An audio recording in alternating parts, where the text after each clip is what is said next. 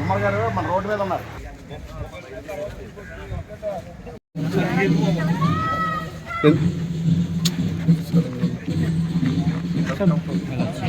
Sir sir ఉన్నాను. Okay sir. Okay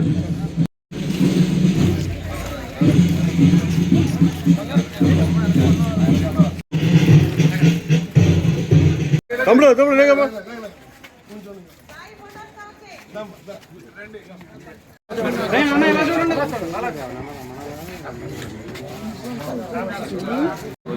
okay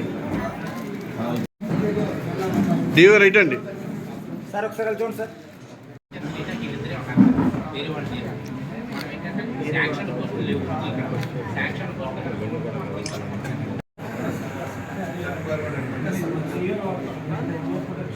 అలాగే అవునా సార్.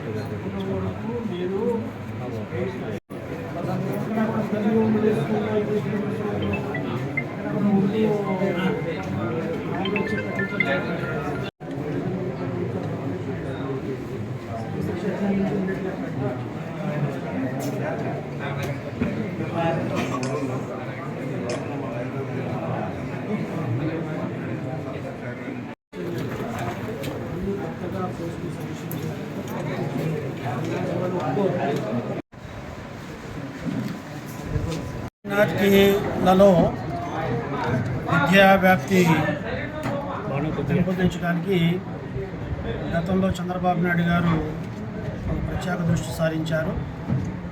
అప్పట్లోనే మరి సుమారుగా 12 రెసిడెన్షియల్ స్కూల్స్ పెట్టడం, అదే రకంగా English medium Urdu school junior కాలేజీలు పెట్టడం ప్రారంభించింది తెలుగుదేశం ప్రభుత్వ కాలంలోనే.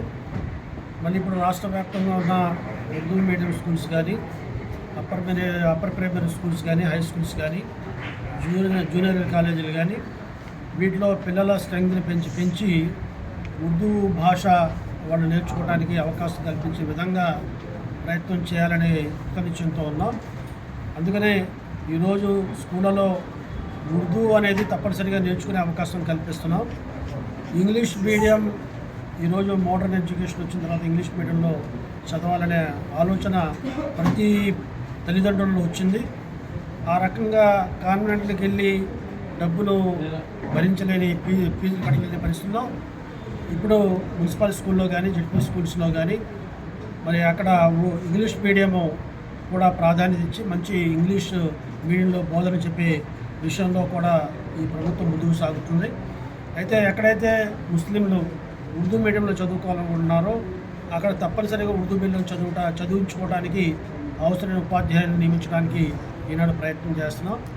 కానీ ఈరోజు ముస్లింలు ఉర్దూ భాష నేర్చుకోవడానికి, ఉర్దూ యాజ్ ఎ లాంగ్వేజ్గా నేర్చుకోవడానికి 10 మంది పిల్లలు ఉంటే అక్కడ ఉర్దూ టీచర్ని అపాయింట్ చేసే రకంగా మరి చర్యలు తీసుకుంటాం. స్కూల్కి కనీసం 40 మంది పిల్లలు ఉంటే ఉర్దూ చదువుకునే వాళ్ళు, ఆ రకంగా ఉర్దూ టీచర్ని కూడా అపాయింట్ చేసే మరి ప్రయత్నం చేస్తున్నాం.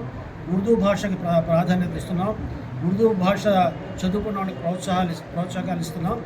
ఆ రకంగా ఉర్దూని ప్రోత్సహించడానికి ఈ రాష్ట్రంలో ఉర్దూని 2వ అధికార భాష కూడా మరి ప్రభుత్వం నెలకొల్పి మరి గుర్తించిన విషయాన్ని కూడా ఈ సందర్భంగా మనం చేస్తున్నాం. కాబట్టి ఇక్కడ వారి మనోభావాల ప్రకారంగా ఇంగ్లీష్ మీడియంలో చెప్తున్నారు, కొద్దిగా ఉర్దూలో కూడా మాకు ఎక్స్ప్లెయిన్ చేసే ఉర్దూ తెలిసిన టీచర్లు ఉంటే బాగుంటుంది అంటున్నారు. అది కూడా పరిగణలో తీసుకొని డిఈఓ గారు ఇక్కడ ఉన్నారు, ఎమ్మెల్యే గారితో మరి మాట్లాడి ఆ ఉర్దూ చెప్పే అవకాశం ఉండే మరి ఉర్దూ టీచర్ని కూడా, ఉర్దూ తెలిసిన టీచర్ని కూడా ఇక్కడ అపాయింట్ చేయడానికి ప్రయత్నం చేస్తాం. అధిక సంఖ్యలో ముస్లిం సోదరులు నివసిస్తున్న ప్రాంతం కొంతమూరు, కొన్ని వేల కుటుంబాలు ఉన్నాయి. ఇక్కడ వారికి విద్యా సౌకర్యాలు మెరుగుపరచడం కోసం సోదరులు షరీఫ్ గారు కూడా ఇవాళ పరిశీలన కోసం వచ్చారు. మన దీంట్లో ఏంటంటే ఎలిమెంటరీ స్కూల్లో ఒక 100 పైచలకు, అలాగే హై స్కూల్లో ఒక 134 మంది చదువుకుంటున్నారు. కానీ హై స్కూల్లో ఉర్దూ మీడియం లేదు, ఉర్దూ క్లాసులు కూడా నడవటం లేదు. ఉపాధ్యాయ నియామకం జరగాల్సిన అవసరం ఉంది. ఎందుకంటే మదర్సాలో ట్రైనింగ్ అవుతున్నారు కానీ ప్రభుత్వ పాఠశాలలో లేదు. దీనికి ఉపాధ్యాయుల నియామకం జరగాలి, దానికి సజెషన్ ఇచ్చారు. సర్వశిక్ష అభియాన్లో కొంతమందిని తీసుకొని ఇక్కడ క్లాసులు ఉర్దూలో పాఠశాలలో క్లాసులు నడవాలనే ఆలోచనలో మనం కార్యక్రమం చేసుకుంటాం. దానికోసం ప్రయత్నం చేస్తాం.